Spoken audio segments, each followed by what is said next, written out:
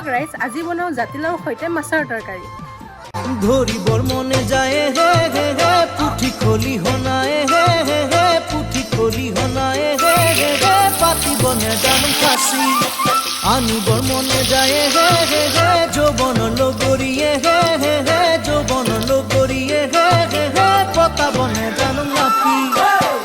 মোৰ মাছখিনি প্ৰায় ভাজি হৈছেহিয়ে আৰু মই এতিয়া বনাব লৈছোঁ পানীলাও তৰকাৰীখিনি। পুঠি খলিহনাই হে হে হে পাতিবনে জানো ফাঁচি আনিবৰ মনে যায় হে হে হে যৌৱন লগৰীয়ে হে হে হে যৌৱন লগৰীয়ে হে হে হে পতাবনে জানো নাপি।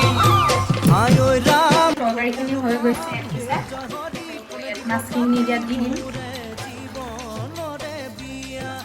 বন্ধু